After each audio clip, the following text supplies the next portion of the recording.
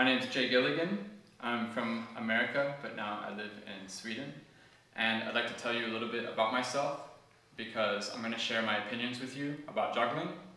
And I don't give you my opinions because I think I'm correct or it's the only way to think. It's because I want you to have a reaction against what I say. So you can either agree with me or disagree with me. It's fine. But I'm going to try to tell you what I think about juggling. I've been juggling for 30 years. And I've been teaching juggling for about 15 years. In that time, I've taught mostly at the circus school here in Sweden. And part of teaching here in Sweden is I had to figure out what it was they wanted me to teach. So when I was first hired to teach juggling, they said that they are a contemporary circus school, and they teach students to be artists, circus artists. And I said to them, well, what do you mean by contemporary circus, and what do you mean what is a circus artist to you? So that I know what to teach the students. And I had to figure out for myself what contemporary circus was because the school didn't have a very clear definition, and I had to figure out what it meant to be a circus artist in today's world. In that way, I chose to define these ideas personally, and that's what I've based all of my teaching upon. And I'm not saying again that these definitions are the only definitions or the correct definitions, but they're the ones I've used for this work. And again, just to give you a frame of reference and a context for the material we're going to cover. So for me, contemporary circus, I'm going to say it's a contrast with what they mean by traditional circus. I don't know why else you would say contemporary, then you have to have some sort of adjective saying contemporary. So what's that contemporary against? And I'm guessing it's traditional circus.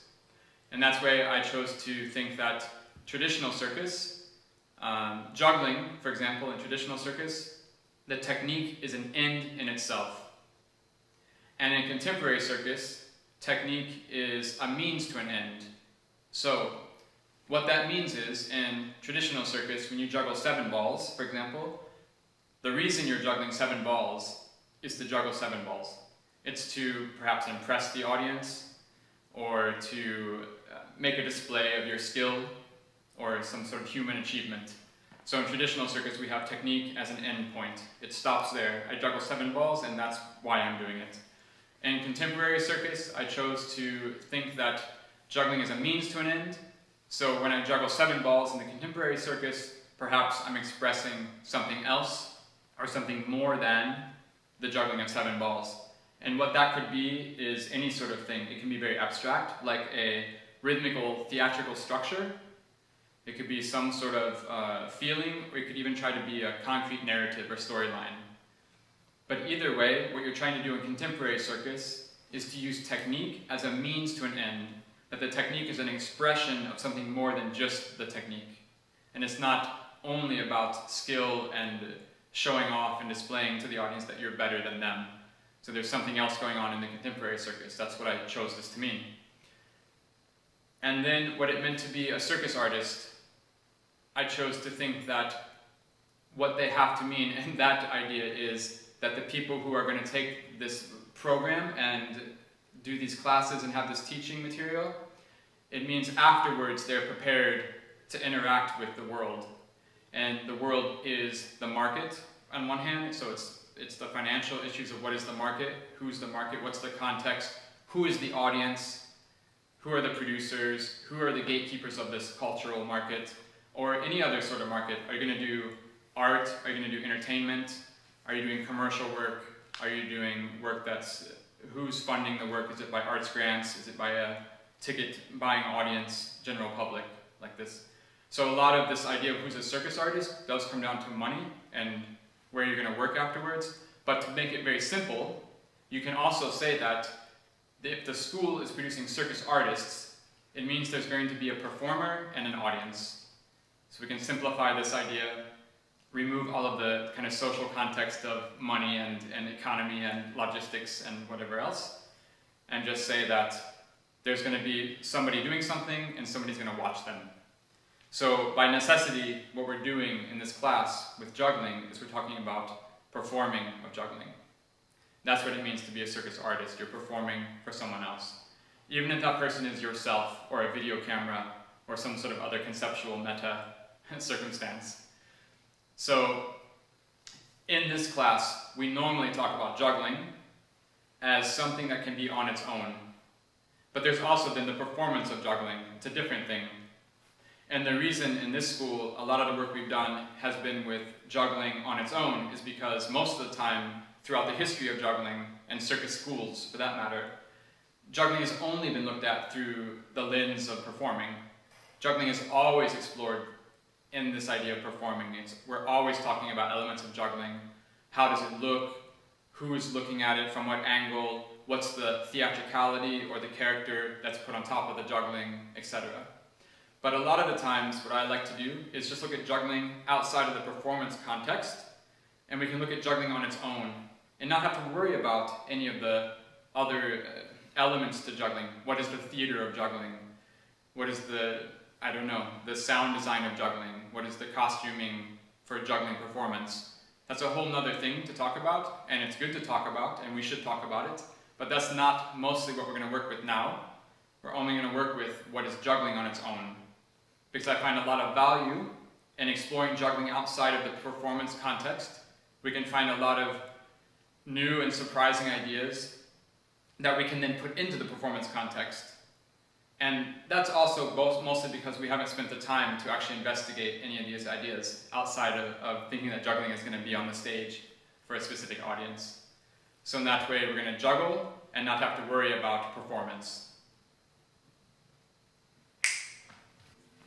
So in this program here at the Swedish Circus School, which has had several names, we started off with Circus Piloterna back in, say, the year 2000 and even before that, which turned into the Dance Circus Högskolan, and now it's known as DOC.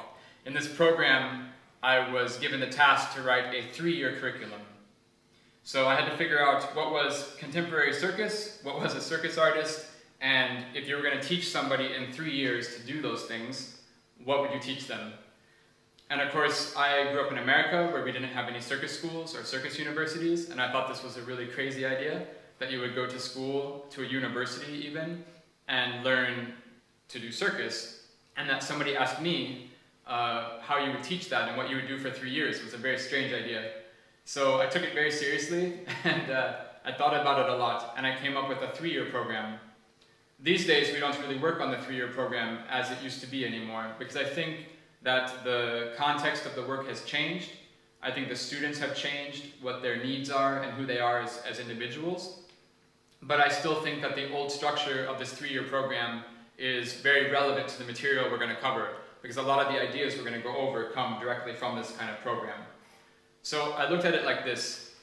In the first year of the program, I have an analogy a little bit like of learning a foreign language. So in the first year, we're going to learn, the alphabet, the words, and the vocabulary.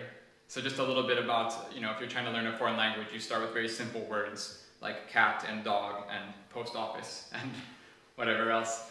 And so in the first year, we basically would explore the 3 parts of juggling, which are the body, objects, and rhythm. And we're going to go over that in a lot of detail later today. That's the first thing we're going to start with. But also in the first year, the other part of the program would be to figure out what gaps there are in the students' knowledge. So it's not so much that all the students have to do all the things in the world with juggling, but I think it's good that the students have a clear overview of what is possible in the world of juggling. So if there's a student who comes to the first year of the program, and I say, okay, now we're going to talk about side swaps, and they've never heard what side swaps are, that's fine. They don't have to juggle side swaps, but I think they should know what it is. That's part of this idea of the first year. You're learning the very basics of the language, kind of what the world looks like, the world of juggling, and what might be possible. Then in the second year of the program, again, if we go back to this analogy about learning a language, we're going to start to construct sentences, maybe write paragraphs, and we learn a lot about the rules of grammar in this analogy. So how is the language structured? What word can go after which other word? And how do those things make sense? And how do they start to communicate? So more concretely, with the juggling, it means in the second year of the program, it's all about composition. So normally it's 1 year of composition, And that's in various forms. For example, there's solo composition, where we go over all the different styles of juggling that's ever been done, and maybe try to think of other styles of juggling that haven't been done yet. Then we also go over, for example, duets with composition. So mostly if we're talking about hands, we can say more than 2 hands. If we have to say hands as a metaphor for points of manipulation, these days we don't always have to use our hands, but what if you had more than just a singular body, for example? And then of course group composition and group techniques, including not just technique, but also structures of organization of groups, and how are things devised and how can they be developed and created. So trying to take a very personal, singular process and applying it very slowly then to a bigger dynamic of 2 people and then finally a group, and trying to see how those concepts can relate and change. Then finally in the 3rd year, again if we're talking about a language, it's time that you're gonna write a complete story. You're gonna figure out what you want to say and how to say it. Because in the 1st year, you've learned what the words are. In the 2nd year, you've learned how to write sentences or paragraphs, how the language develops and can be used to communicate. And in the 3rd year, then you finally write what you want to say. And you should communicate clearly what that is. And I have to say, always the 3rd year, while it sounds maybe the most fun or the most free or maybe the more interesting thing to do, it's also always the hardest thing, because then you all of a sudden have to say something after 2 years of work. Suddenly you have to say, oh, I have a voice. Now I can use my voice. What do I want to say now that I have a voice? And that can be really scary and quite challenging, especially if you've never tried to say anything before.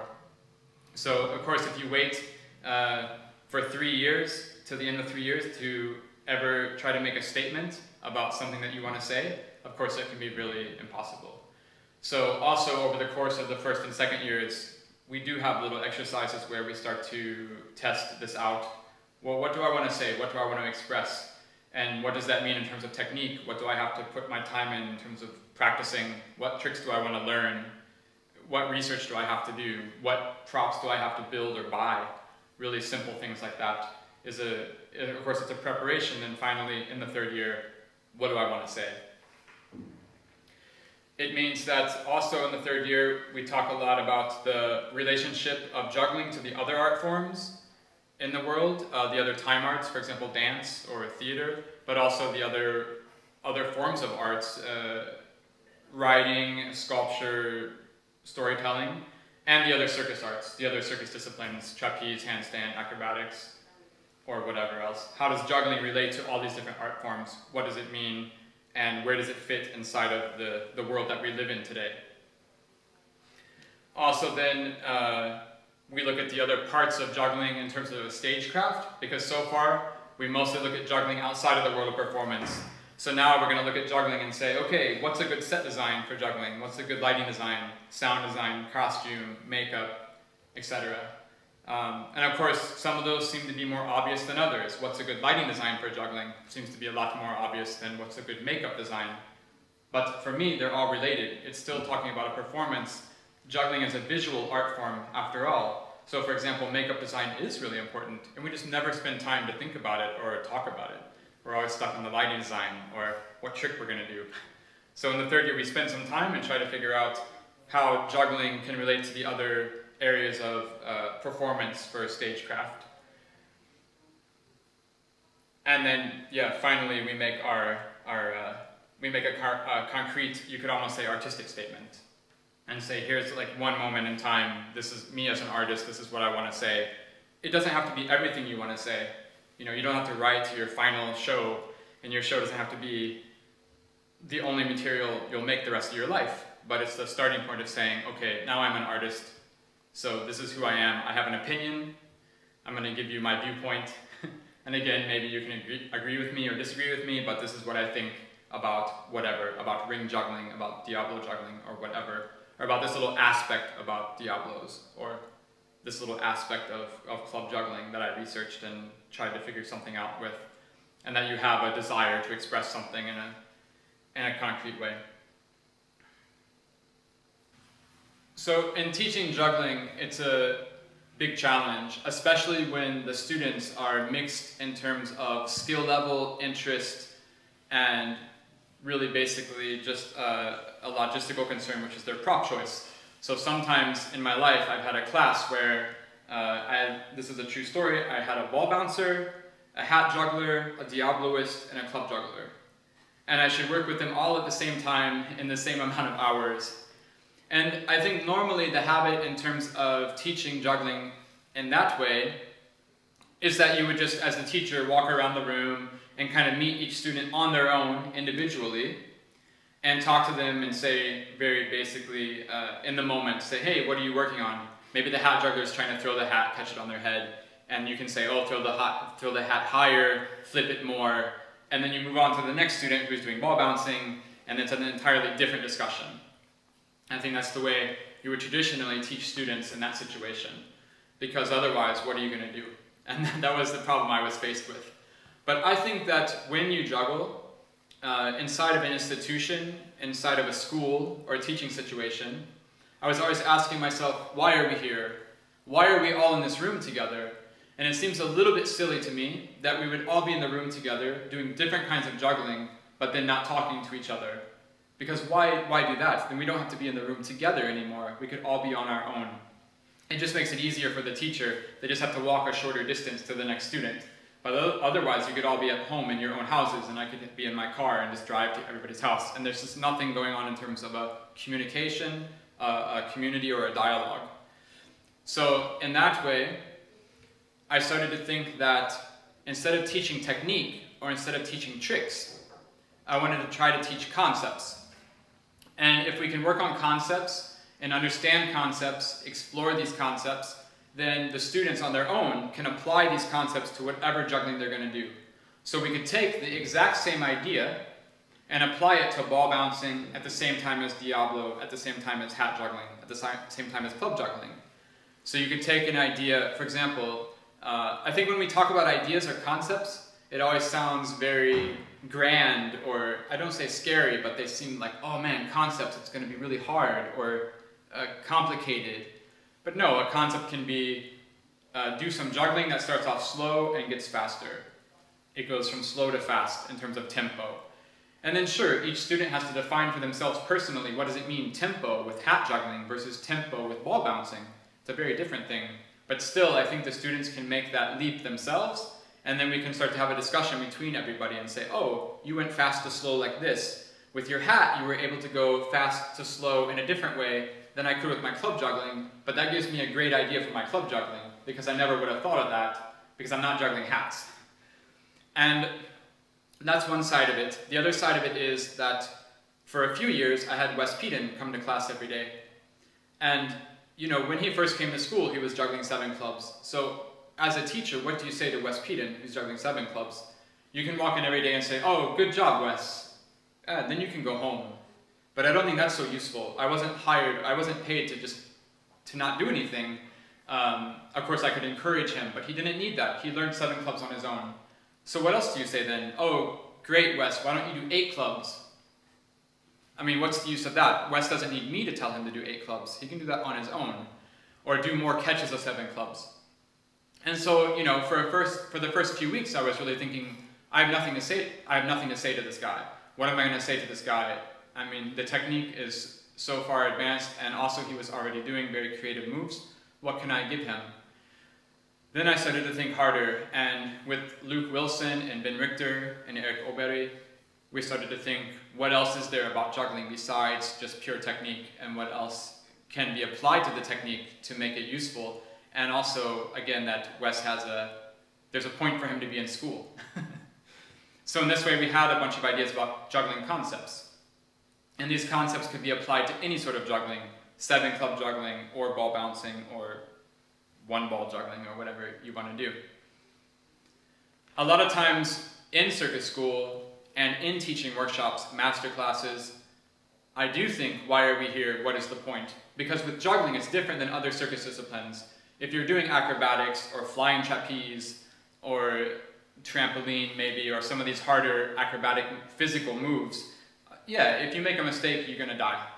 If you make a mistake and you don't have a coach there who's either lunging you with a rope, with a safety harness, or physically spotting you, maybe you're going to land on your head and break your neck and die. It's a reality. You need the infrastructure of a school, or at least some sort of training hall with mats, trampolines, the proper equipment and the proper space. Juggling's not like that. You can juggle anywhere you want. You can juggle in your backyard, you can juggle in a training hall. It doesn't matter. Generally you're not going to die. I can say that, at least. That's not normally the techniques that we practice. So why are we in school? And I think about that a lot. And the best I've come up with is that the process of being in school should accelerate your learning. It means you can learn all these things on your own, but if you come and you work together as a group, maybe that learning can go faster. But what do we mean by faster? You're going to learn more catches of 5 balls faster than not being in the school? Again, that's based on technique. So no, I don't mean about technique. I mean faster in terms of efficiency. So in terms of our juggling, we're going to have goals, maybe technical goals. I want to juggle 8 clubs. That's fine. But maybe also some other sorts of goals. I want to create new tricks. I want to create tricks in this way. I want to research this concept. And in terms of that, what I mean by efficiency is the least amount of energy spent in the least amount of time possible. So maybe on your own, you'll have a process that's going to last 10 years. If you go to school, I don't know, can we make that process in 2 years? Can we get more work out of what you're doing? It's more efficient. You get more results for the least amount of energy put into the process. That's all I can think about in terms of why we're here, why we're doing this, and why we're having this discussion. A lot of teachers, when they teach juggling, traditionally, and even still today, what they teach are their own techniques and their own methods. So a lot of teachers come into a school and they'll say, okay, now everybody take out your cigar and your hat. And because I have an act where I juggle a cigar and a hat, and I have these really cool tricks, and I can teach you how to do the trick. When you put the cigar in the hat, it has to be a little bit closer to the mouth than farther away, and then it will flip twice onto the head. And that's fine. Maybe it's nice that you get to juggle a hat and a cigar once in your life, and maybe there's one student in the class who juggles hats and cigars, and they're going to be super happy. Like, wow, look at all these tricks I learned today. But the other students won't be so interested, maybe. And of course, it's possible for the other students to say, I don't juggle hats and cigars, but I'm going to translate this technique into Diablo or into club juggling.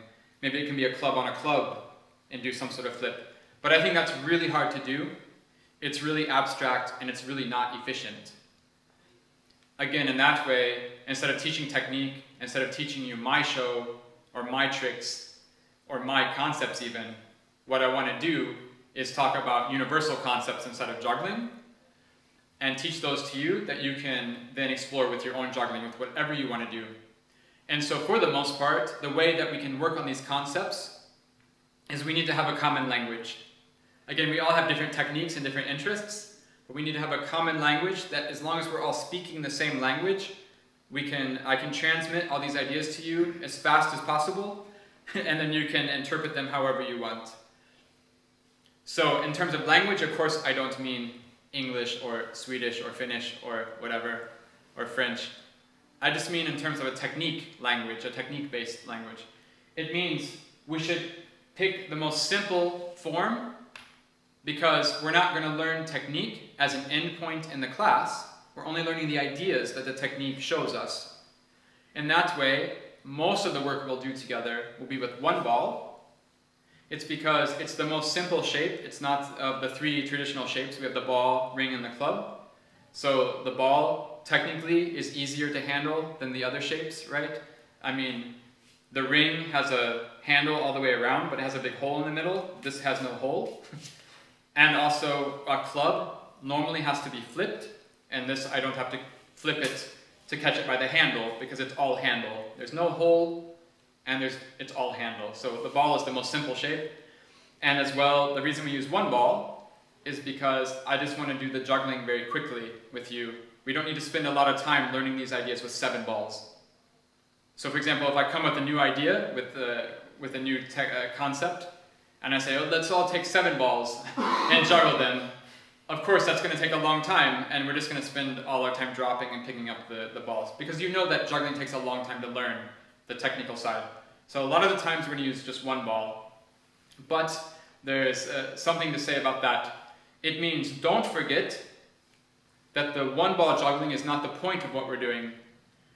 So don't juggle the one ball and do the exercises and then think to yourself, ah, I did it. Now I'm done. Now I did the thing with the one ball. The one ball has nothing to do with it in terms of the end result. The one ball is only there to introduce you to the idea. So once you understand what we're doing with one ball, then I encourage you, you have to take that a step further and say, okay, this idea that I'm doing with one ball, how does it apply to my life and my own juggling, and what do I want to do? So I'm going to do this idea with one ball, with ball bouncing, or cigar boxes, or club passing. And then you have to try to figure out how to translate that idea with one ball into those new techniques, which hopefully I can give you some suggestions of how to do. And the second thing to say is, even though we only use one ball, try not to get bored. Because it might seem very easy at first, and you say, oh, but come on, I can do this, I did it the first try. That sort of technical barrier and that learning process that we've come to be accustomed to in juggling, where you have to work a little bit to get the technique, and then finally you've achieved it. It gives you some sort of mental and physical challenge that we find interesting. I think that's why we juggle, that's why we stick with it at least. But with one ball, a lot of the times you'll do the technique or the trick on the first time, the first try, and then you'll say, oh, I can do it, and it's not so interesting. But actually, when we do these exercises with one ball, the point should be that you do it as perfectly as possible while you still have the chance. Because once you start to interpret these ideas from one ball to other kinds of objects and different numbers of objects, it becomes a lot harder. And if you don't understand it perfectly with one ball, it's a lot harder in the end to figure out what's going on instead of using one ball, say 6 clubs or 3 people. And it's a little bit like ballet. I mean, in ballet you have the thing called the porte-bras, the carrying of the arms, right? So you have this little porte-bras thing where you're moving your arms. And the point in ballet isn't to say like, oh, it's easy, look, I can move my arms, this is stupid, right? The point in ballet is to move your arms, but then just to do it perfectly as possible. So there is some sort of idea about quality to the work. And it's not just about quantity or technique or skill. There is a skill, of course, in moving perfectly, but it's more about the whole idea, the aesthetics, the intention, the rhythm, the idea, the concept behind it, rather than just saying it, taking it as a physical challenge and saying, I can move my arm, who cares, that's dumb, and I'm bored. So don't do that. Take the chance while you have one ball to really understand it, because it's going to get complicated very quickly. And that's the last thing to say, which is the work we're going to do normally starts off with very small building blocks, very small ideas that are super easy and you can do immediately. But what we do is we take these little ideas and we combine them together and we build them on top of each other, and then the work becomes very hard exponentially, quickly. So maybe at one point you can do these very simple exercises with one ball, and in the next moment you're completely lost. So don't give up, don't be frustrated, but please try to understand the very basic building blocks. It'll make your life a lot easier later on. So now we can start, and where we have to start is something that I think is a little bit funny, because again we're talking about juggling and teaching juggling in a circus school, for example. So not only when they first asked me to teach in a circus school did I have to think, what is contemporary juggling and what is a circus artist, but eventually I had to start to think, well, what is juggling? So I thought it was really funny that I was hired to teach something that I couldn't tell you what it was. Because if you're in a room full of jugglers, or anybody for that matter, but let's say a room full of jugglers, and you say, what is juggling? You're going to get as many different answers as there are the number of people in the room, I think. But let's start there. Let's start with this idea of what is juggling, and then in a way to investigate this question, I'm going to give you a small task and some time to complete it. So the first task will be in 3 parts. It means I want you to do something with 3 balls that is not juggling. So in this way, if we can figure out what is not juggling, we're going to try to define what is juggling. We're going to look at the inverse of what it is and see if we can't understand what's all around that. So again, without any more instructions, before we have this debate between ourselves, let's start with this idea. You have to do something, which again, you can start to figure out, what does that mean? What do you mean, do something? Well, we're going to find out. Do something with 3 balls. So again, that can mean, how do you interpret using the props? And we're going to start really simply with balls. It's the simplest shape, and with 3 of them. It's also a very easy number. So do something with 3 balls that is not juggling, and try to figure that out. And I think when you start working on this, the problems will become clear pretty quickly. So you're going to have 5 minutes to do this task. So 5 minutes to do something with 3 balls that's not juggling.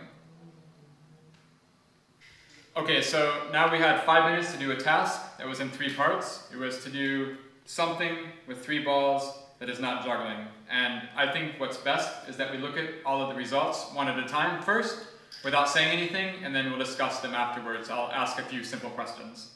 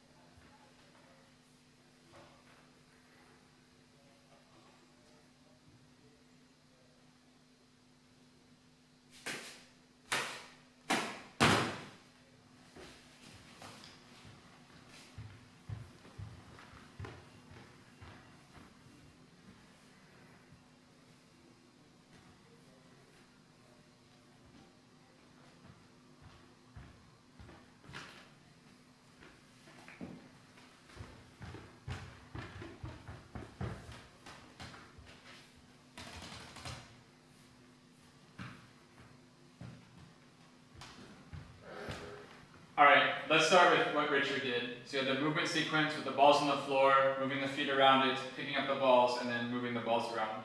So we can just start very simply. We have the 3 parts of the assignment. Do something with 3 balls that was not juggling. So let's start with number 1, which was to do something. All you have to do is say yes or no, but you have to answer. And let's start with, did he do something? Yes. Yes? Yes. Yes? Yes. Yes. Yeah? Okay, good. I hope you would say that. Then we go with 3 balls was the next part of the task. So did he use, could we say, did he do it with 3 balls? Yes? Yes. Yes. Yes. Okay. And then finally, we have the real question that we're trying to think about is, was it not juggling? That was the idea to not juggle. So, was it juggling? So the question now is, was it juggling? No. No? Yes. Yes? Yes. Yes? No. No. Okay, let's move on, that's fine. And so, sorry, who went next? Okay, great. And so Jean and Sham, you had this with the balls, and they were looking at you with your face, and they were looking around, and you hit them with your head. Yeah? So again, we have these 3 really simple questions. Did you do something? Yes. Yes. Mm-hmm. Yes? Yes. Yes. Was it with 3 balls? Yes. Yes. Yes. Yes. Yes. Yes. Yes? Great. And now we have this question of, was it juggling? Was what he did juggling? So he says no. Yes. Yes. No. No. No. No. Okay. And who was after that? Me. All right, R2.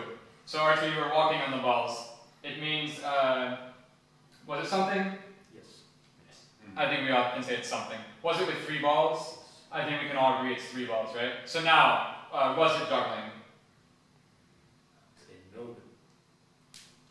So no? Yeah. Nope. No? No. No? No. Okay, so you all agree that what he did was not juggling. Okay, let's hold on to that thought for a second. And then we had the last one with Saska, and Saska had the balls on the floor and was touching the balls, like hitting the balls like this. So I think we can all agree he did something, and we can all agree he used 3 balls. I think that was pretty obvious. So was what he did, was it juggling? Maybe. Yeah. Yes or no? Not really, but at the same time there was some kind of pattern in the hands. So Yes or no? Yes. Yes? No. No? No. No? Yes. Yes. Okay.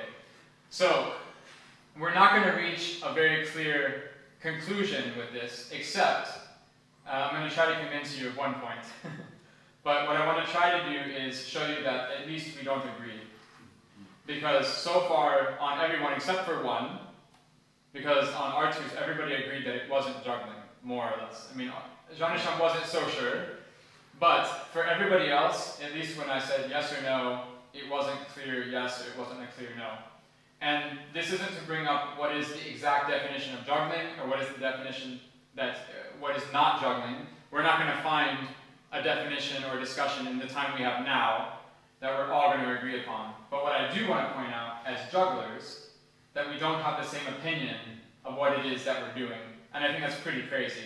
Because I've been juggling for 30 years, and all my friends who are my age or older have been juggling longer than me, or as long, and you've been juggling for a long time as well, to a very high level. You're in the circus school right now, so you have some sort of experience with juggling clearly to get this far.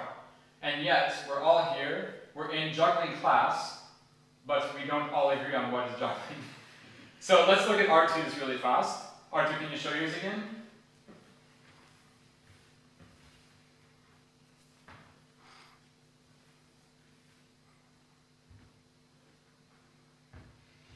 Okay, and so everybody thought that that was not juggling, right? But Jean-Michel, you had some doubts? Because I think that this could be the basic of some new technique with like walking on the balls and then finding new patterns, new juggling patterns for this. But Richard, why is it not juggling?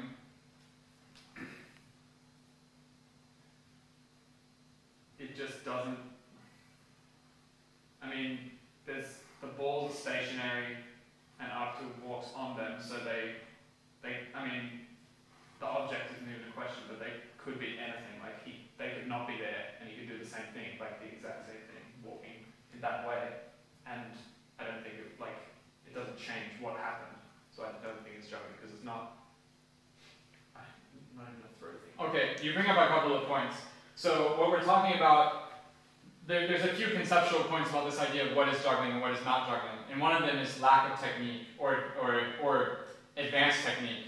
And a lot of times what we think is that, okay, if there's a certain level of technique, it's juggling, and if we go below that level of technique, it's not juggling.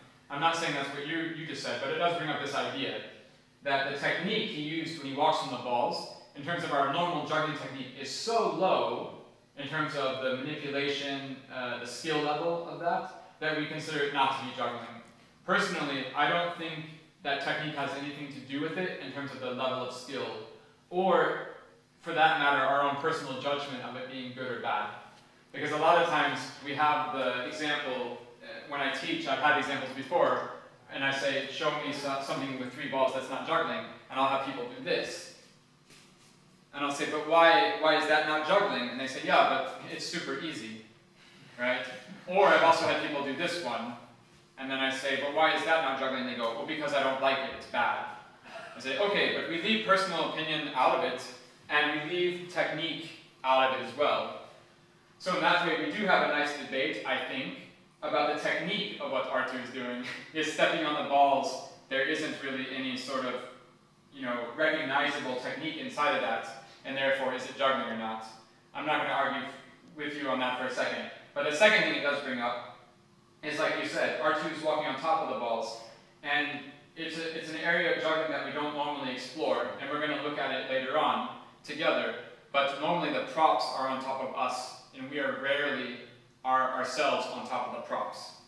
So again, in that way, maybe he is juggling with a technique that we're really unfamiliar with, like Jean-Michel was maybe pointing out and saying, hey, this could be a form of juggling we just don't know anything about yet, and also it's just at such a low level of technique we can't recognize it as such because we have this juggler brain that we can't get past technique. But R2, tell us, why was that not juggling for you? So I feel like the balls were just like in my way, because I could just be walking without like any juggling balls there. I could just walk like this, and then I just walk the same way, but then like juggling balls happen to be on my path, so I go over them. Okay, I'm just going to make one little argument. I'm not saying that you have to believe in this or that I believe in this, but I want to point one thing out, which is that the 2 times you showed us, because you showed us at first, and then I made you show us again, and that is both times when you went to put the balls down, you had them in this grip. And sure, maybe this is a grip that anybody in the world would have if they had to use 3 balls. But at the same time, it's a very recognizable juggling grip. And in fact, the first time you put the balls down, these two were touching, and the second time you showed us it was here. So again, I don't know how much that changes, and we can get here stuck for hours about arguing about these details, but I'm saying this already is a juggling technique. This is a piece of juggling technique, and almost from the very beginning, if you walk into, especially this context where we have a juggling class, and I know you're a juggler, and I'm a juggler, when you hold the balls like this, I already just immediately go, ah, yeah, in one way you're juggling already. But again, I don't want to make the point so clearly right now, because we're never going to agree, but the only thing I want to point out is that there is room for discussion, and that we all do have some sort of question about this idea of what is juggling. And so in that way, I want to propose to you a definition that I have for myself right now. And that's also another problem of a definition, just to point out, is that we all have personal definitions of juggling. We all have a personal relationship to juggling. But in that way, it's a little dangerous because we seem to think it's okay to have a personal definition of juggling, mostly because that's what we're stuck with. But also, we kind of have this idea inside of our community that, oh, I have a unique relationship to juggling, and that's okay, that's good. You know, I think about juggling like this, and I should think about juggling in a different way. However, what if I had my own personal definition of color, and I said, hey, do you like my blue shirt? Do you like this green? This part's green, and then this part's red, and then together that makes blue. And then in that way, sure, I can live in my little world, and I can say I have white pants on right now. But it doesn't really do me any good when I go meet other people, and we try to have a discussion about colors of clothing, or colors of anything then. So in this way, I can have a unique personal definition of colors and say that I'm wearing a yellow shirt. But then when I start to talk to you about it, and I try to get you to agree that I'm wearing a yellow shirt, it's really hard for you to agree with that, because you have a different idea of what is yellow. And what if each of you had a different idea of what was yellow? That'd be even more crazy. So in this way, we have an idea of what is juggling. We have a very intuitive, emotional response to what is juggling. But when we try to have this conversation as a community, it really fails. But for now, I just want to share what my personal definition of juggling is and bring up one little idea. And then we're going to look at that and see if you agree or disagree. So for now, what if I said that juggling is object manipulation with risk?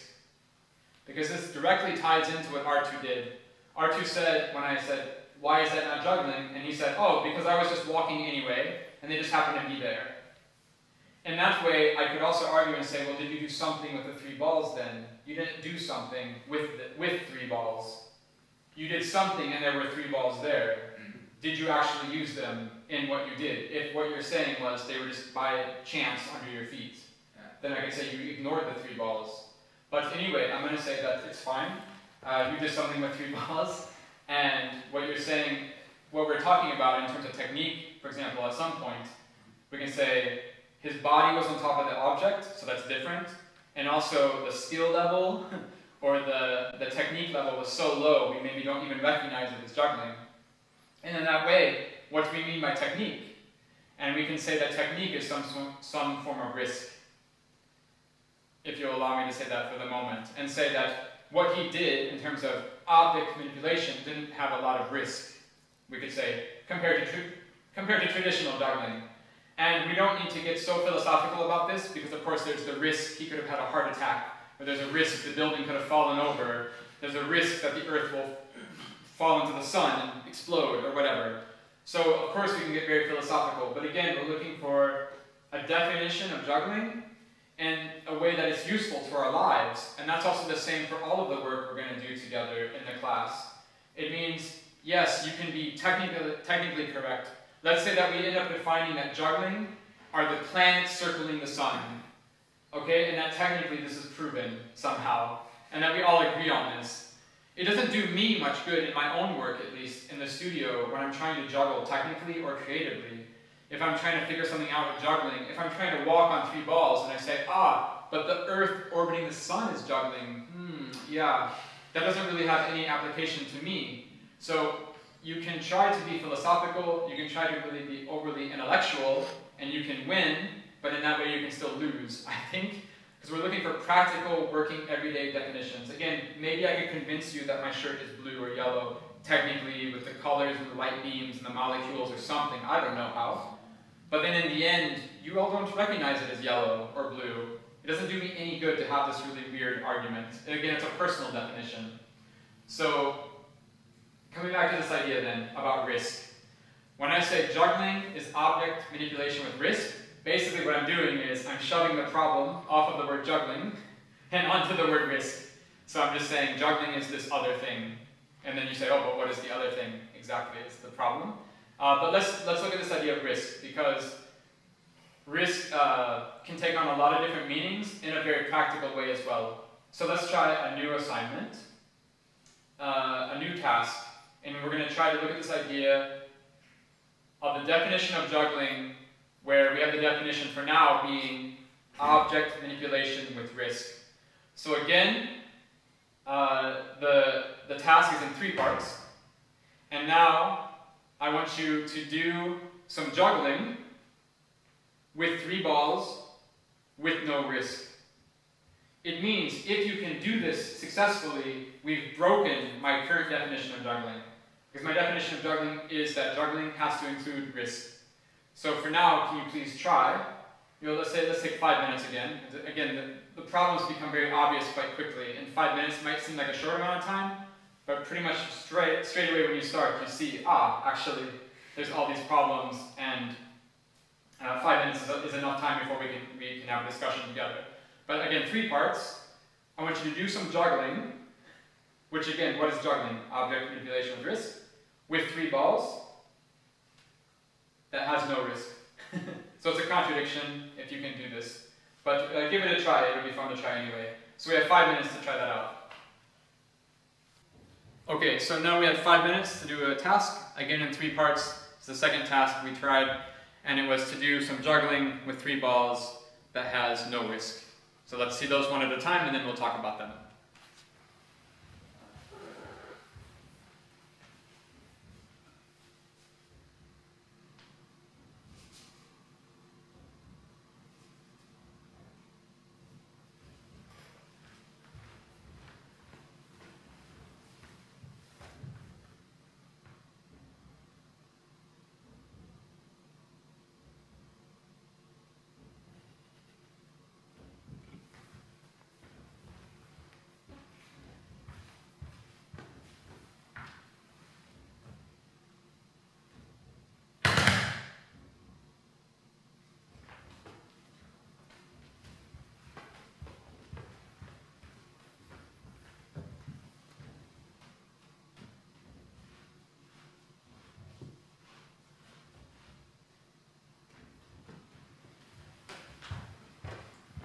Okay, so now we can play the same game as we played before with the other task, and just use the 3 rules of the task, and just ask you and say if you all agree or not. So let's start with what Jean-Echam did. And did he do juggling? Yes. Yes. Yes. Yes. Yeah? And did he use 3 balls? Yeah. Yeah, that's easy. Okay, so is what he did it have no risk? Yes or no? Yes or no? Yes. No. Okay. Okay. And who went next? I don't remember. Who went next? R2? Yeah? Okay, so is what R2 did, was it juggling? Yeah. Yeah. Yeah? Everybody agrees? Okay, was it with 3 balls? Yeah, that's easy, right? And so, did it have no risk? Is what R2 did it have no risk? It had a risk. I saw a mistake. It had, okay, so Jonathan said it has risk, he saw a mistake. Did it have risk? No. Yes. It did? No. No, okay, yes, yes. Okay, and was it Richard, you're next? And so Richard, he did some juggling? Yeah, yes? What'd you do, Richard? If you remind him, what'd you do? I did the multiplex. Multiplex? 3 ball split. Yeah, so was it juggling? Yeah. Yeah? And it was with 3 balls, that's easy. But did it have any risk? Yes or no? Yes? No. No? Yes. Yes? Not really. No? Okay. and Sasko was moving the balls on the floor back and forth. So was it juggling? Yes. Yes. Yes. 3 balls, yeah. And what did it have any risk? Yes. Yes. Yeah. No. Okay, but let's start there. So in that way, we can also do it. We can also say like this, because these definitions, there's never going to be the perfect definition or the textbook definition. There's no right or wrong, but a definition is a community. It's communal. And so, at least in this task, the assignment was do some juggling with 3 balls with no risk. So when you show this, and I ask these questions, and they all say, I say, was there risk? And they say, yes, yes, yes. Then you failed. Whether you're right or not, just in this community, you failed. Even if you're correct, maybe you failed to communicate it somehow. Maybe you have a really good idea in there, but they haven't seen it yet. So just keep that in mind as well. There's not a right or wrong, but there is a sort of group consensus. There's a group agreement. And for most of well, now we had every single person we asked a question about. There wasn't a single person who everybody agreed upon in terms of the risk. At least on you said you had no risk, so that's cool. But everybody else said you did. So let's start there and say, why do you say there was no risk? I don't know. Can you show and just tell us really quick why there's no risk? I mean, sure, I can kind of see what you mean by the risk. No, but yeah. So why is there no risk? There's of course always minimal risk. But what was the idea behind it in terms of no risk? I can't see myself really missing this. Okay, yeah, exactly. And why do you think there was risk? Well, but with the arm, he could just mix it up, and then it's not exactly what he wanted to do. Okay, and I can agree with both of you. Like you said, it's such a low technique that there's really a chance you're not gonna miss in the way of something else. Say, for example, throwing the balls in the air. They're on the ground, and it's such an easy skill that there's really almost no risk for you in terms of your ability to do it. And what Johnny Shum said was, well, Saska set up a pattern, and so there's a risk because Saska was communicating a pattern to Johnny Shum. And as soon as you communicate a pattern, there's the risk that you can break that pattern. Because if you hadn't set up a pattern that Johnny Shum recognized, then there wouldn't have been a risk that Johnny Shum would have understood, perhaps. But now you were very clearly this ball, this ball, this ball, in this way. And then if you would have done something, you could have done something to break that expectation that you gave him. These are pretty conceptual ideas, but this is what the work brings up. And so let's take Johnny Shum. Can you do again this? And so why was it no risk? Because It's the same idea as Saska. Exactly. Yeah, the skill level is so low that you probably can't mess it up. But why do you think it had risk? Did anybody think it had risk? Because you can drop a trap. Because you could drop a trap. So there is some sort of technical risk, and again, there's a pattern that he established. He even established a rhythm. And who was it? You said, was it R2 you saw a mistake? Yeah. And so R2, can you do yours again? Can you show?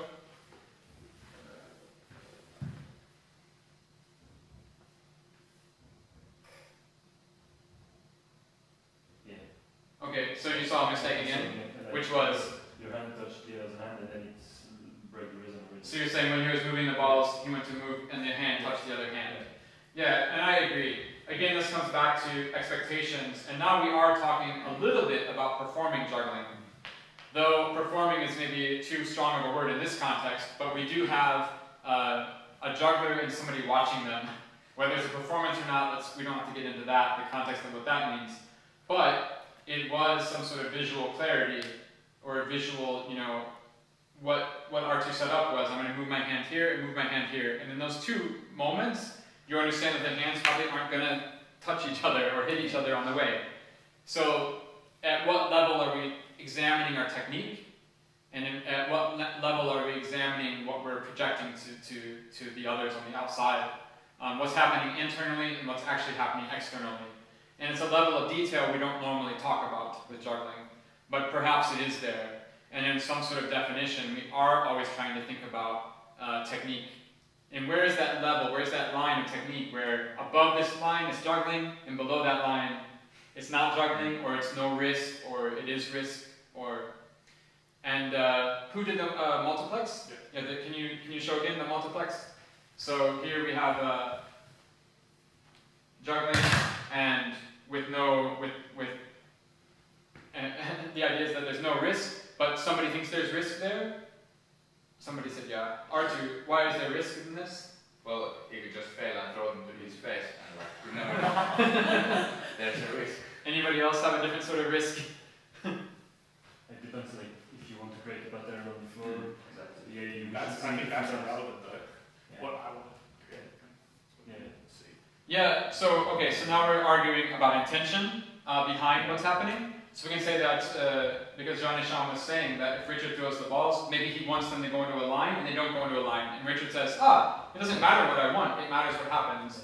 But I'm going to kind of, in one way, just agree in the idea that when you throw the 3 balls on the ground, they certainly go into some sort of line.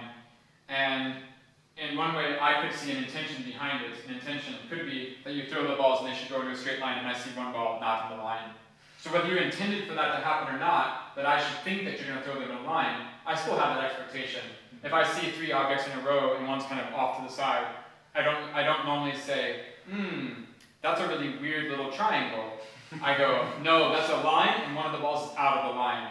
So how far are you away from these patterns that we recognize in our lives, these patterns that we see every day in the world? We see straight lines, we see triangles or squares or shapes. We all know these things, especially as jugglers, we know objects, how they behave. So yeah, normally if I see 3 balls in a line, but there's one a little bit out of the line, I don't think, oh, that's a really weird, new shape. I just go, it's not in line. And also it can be in terms of the spacing of the balls, like not just like side to side, but in between each other. Like there's 2 closer and 1 farther away. I go, but that one's out of the order of the exact positioning. That can just be me and my own personal view of the world. But I think it's pretty clear that there is some sort of debate there, that we can have some sort of debate about what is risk and where is that line of risk. Again, the point of this isn't to make a clear definition, but to point out that there are these issues and these questions that we can all talk about collectively together and come up with some sort of idea of what we're doing. Because now we're going to juggle. We're going to spend the rest of our time juggling together and in these hours. And so what is juggling? And what is risk? So last thing we're going to do before we go over the 3 main parts of juggling, which are the objects, body, and rhythm. The last thing we're going to talk about is, we talked about juggling, we talked about risk, and now let's talk about drops or mistakes. We normally call them drops, so let's stick with that word. And we're going to see that there is a problem with language. So what we're talking about now is risk. And a lot of the risk we pointed out to each other, like Richard's balls in a line, is that maybe the balls were slightly out of order of a line, and Richard said, well, that wasn't what I cared about, that wasn't the idea behind it. Okay, but let's talk about then what is a mistake. Maybe it was a mistake, we don't know. And normally we call mistakes drops. So let's look at dropping for a moment. And I want to try to give a good definition for dropping, for what are drops. And just to say a quick idea about language, about words. We have the word drop. And normally, of course, in English, the word drop is to take an object and it falls down. And in juggling, not only is it falling down as a dropping motion, because it drops, that's the meaning of the word drop. But we also in juggling have this idea that it drops and hits the floor. It drops to the floor. So normally, sure, you can call this a drop, but in juggling, normally, in common language, traditionally, we say a drop, the ball has to go all the way down and be touching the floor. As well, we also assume that a lot of time with juggling, we're always talking about our hands for throwing and catching, and dropping means objects fall down to the floor. All these words don't really apply so much anymore. But for the sake of having a conversation, we'll stick with them for now. What I mean is, when I say juggling with my hands, I don't have to use my hands anymore. I can juggle with my feet, I can juggle with my head, I can juggle with my body, other parts of my body, my elbow, whatever. When I'm talking about throwing and catching, now we have lots of different ways to throw and catch. We have traps, we have hits, bounces, or kicks, or anything. Rolls, pinches, slides, all sorts of techniques. So now we know that juggling doesn't have to be throwing a ball with a hand. into the air and then catching it in the hand on the other side. That doesn't mean anything anymore to us. It's where we started from, but now we have rolls, pinch, hits, traps, kicks, bounces, whatever you want to have. And as well, then it means what is a drop these days. So a drop normally means, again, we're juggling with our hands, we're catching with the hands, and then the ball falls down all the way to the floor. And normally that happens when we didn't mean for it to happen. It's a mistake, right? So in this way, I'm going to give you a new task. It's really related, really closely related to the task we just did, which was about risk. But the new task is, can you do some juggling where it is impossible to drop? So the new task, can you do some juggling where it is impossible to drop? And this is going to investigate what we think are drops, of course, and then I'd like to give an opinion about what I think drops are when we're done. We can look at what we've done, have a discussion, and I'm going to tell you what I think drops are about. But I'm curious, first of all, to see what you think drops are. So can you do some juggling where it is impossible to drop? And let's take 7 minutes for that. Okay. Okay, great. So now we had 7 minutes to do our third task, which was to do some juggling where it's impossible to drop. Once again, let's look at it one at a time, what you came up with, and then we can talk about it afterwards.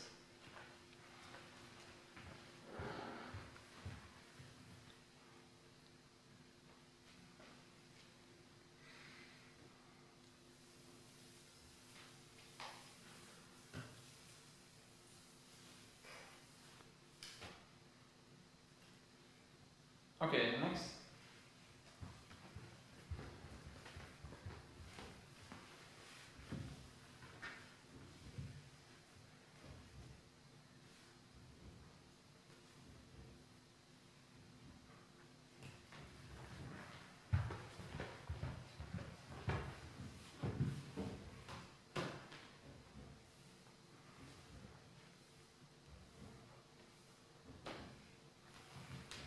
Alright, and the last one.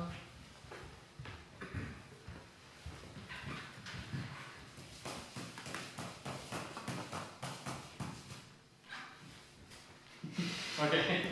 Okay, let's talk about this. Let's talk about this for a second. So we had to do some juggling where it was impossible to drop. Can we all more or less agree that everybody juggled, or does anybody remember somebody not juggling? Anybody want to say? Maybe Richard. And what did Richard do? Circle. He put the balls in a circle around the middle ball. Yeah? So you don't know if that was juggling or not? Do you think it's juggling? Yes. Juggling? Sure. Juggling? Yes. Okay. Anybody else have some problem with anybody else's juggling? Or not juggling? No? So let's for now, we move that to the earlier discussion, and let's just say that you agree that it's juggling. So we can talk about the dropping. But but again, just to point out, we do have these problems all the time. That what is juggling and what is not juggling.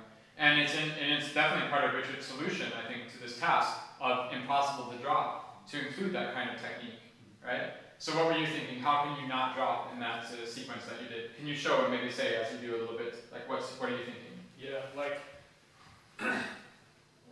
well, my thought was if it doesn't leave contact with the floor, it doesn't meet the conventional definition of a drop. Okay. Which Yeah. and like this, I mean, it's very it's a simple motion. It's kind of hard to mess up. Yeah. And then there's no, I mean. Okay. But you bring up a really good point, which is that, again, coming back to this idea of words and language, we're talking about throwing and catching using our hands. This is a very ancient definition, actually, or quality to juggling. Because these days, you don't just have to use your hands, you don't just have to throw and catch. And you bring up a nice idea that you said, well, the traditional idea of a drop is that the object falls and hits the floor.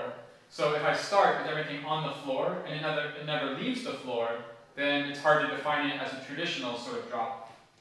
But this also brings up this idea that nowadays we have poi, we have club swinging, hula hoops, and all these other you could say contact juggling. And it is these sort of techniques where the objects never leave contact, where they are always, in one way we say, in our control. Even if the control has a lot of risk, there's a lot of difference between an object touching you and an object being in the air away from your body. Because once an object has left you, there's nothing really you can do about it. I mean, it's on its path, it's just the laws of physics. Yeah, you can hit it or something, but you're touching it again. So anything that leaves the contact of your body is really out of your control in that moment. I mean, you've set up the control beforehand. And so there is a greater risk, and definitely a greater risk of this idea of dropping when things leave your body. And so, again, this is something you're playing with here. I think that you're touching the floor the whole time, so it can't really fall to the floor because it's already there. And I think that's pretty funny. Anybody else have, okay, let's go with Johnny Sham. Was what he did, was it impossible to drop? What did he do? Can you remember this? Yes. So was it impossible for him to drop? Anybody? R2, yes or no? You could drop. So yes, he could drop. Yes, he could drop. Yes. Yeah. And my idea was to do something where I kind of drop all the time. That's not where the drop is. It's more like I could miss the ball later. yeah, I see what you mean. Yeah. Okay, good. And what Saskia did, he had the balls in the square, moving the balls around the square. So was it impossible for him to drop? Yes. It was impossible. Yes. Yeah? No. Okay, why do you say no? Because the other guys, and I guess you say yes. So it's 3 against 1. Back again to the shape on the floor thing. Right. So if it doesn't hit that right thing, that's a drop. That's the risk, or is it a drop? Right, so then Saskia asks, is it a risk or is it a drop? And we're having these 2 words. And like I said from the beginning of this task, it's really closely related to the task we did about risk. And I'm just going to jump in and say that it comes down to exactly this. And because earlier in that discussion, we had Richard's multiplex of 3 balls, and Jean and Sham said, yeah, but they weren't in a line. And Richard said, but that wasn't my intention. And now we come to the heart of the matter with this definition of what is a drop. Because a drop is nothing other than a failure of intention. That's all. That's all it is these days. Because in that way, Richard maybe, let's say he intended for it to be in a line, well then he failed, so he dropped. It doesn't mean that the balls, hit the floor on accident. It has nothing to do with that. He threw the balls on the floor earlier, right? So he was setting up this sort of expectation. But what is that expectation? It's not a literal technique anymore. It's not if a ball goes in the hand literally anymore. It's about what was he trying to do and did he accomplish it? That's all. So a drop means that you set out to try to accomplish something and you fail to do that. Because I've also seen juggling where, and this is also something we can debate, but there's juggling where, for example, you take some maybe poi spinning. You're spinning poi, and maybe when the poi, hits your shoulder and the rope kind of goes all wobbly or floppy or something. Was it a drop? Normally you could say, no, they didn't drop. Nothing hit the floor. Technically it didn't mess up. But again, what are you trying to accomplish? Maybe it's an aesthetic. Maybe it's a rhythm or a pattern, like the square, a pattern and a rhythm. And in terms of the poi, if it hits your shoulder and the ball kind of flops around before coming back into the pattern, I think it's a drop these days. We have to kind of reevaluate what we think is a drop. It's not anymore just about the simple idea of a technique of it hitting the floor or not. And that's also why it's interesting to think about the Italian juggler Willie Colombiani, who flashed 9 clubs. Did he flash 9 clubs? Have you seen the video? Yes. So, did you think he flashed 9 clubs? Nope. No? No. Okay, because what we're talking about is Willie takes 9 clubs, and he throws the 9 clubs in the air, and then catches them like everywhere on his body, by the fat end, and by the neck, and whatever. So he ends up catching the clubs here. So, is it a failure of intention? In this way, I'm going to disagree with you. I think he did flash 9 clubs, because I don't think it's Willie's intention to catch the clubs cleanly by the handles in his hands. And if you look at Emile Dahl's flash of 9 clubs, I think Emile's intention was very clearly to throw 9 clubs up and catch them all by the handles in his hands. I think that's set up pretty clearly in Emile's video. In Willie's video, I think his idea was, I'm going to take these 9 sticks that look like clubs, and I'm going to throw them one at a time in the air and then catch them somehow. Because that's kind of what he ends up doing. But I take your point. I mean, if your point is where do you define what is the intention, it's the same thing as my example of spinning poi or something. you know, it's supposed to be, a lot of these tricks are aesthetically pleasing. I mean, a lot of you can say contact juggling or dynamic manipulation, as Michael Motion called it. You know, a lot of the idea of contact juggling is that the ball doesn't move and it looks good, but a lot of people do it badly, right? So I mean, you have this idea of the ball is not supposed to move, or the ball is supposed to float, and it's just like, well, yeah, you're doing the technique and the ball is not falling out of my hand, but it also doesn't look like it's supposed to, so you're dropping. But we have this really weird word drop, because it means literally to fall. So it's a really little bit of a strange thing to say with language about dropping and making a mistake. But very simply, a drop is a failure of intention, that's all.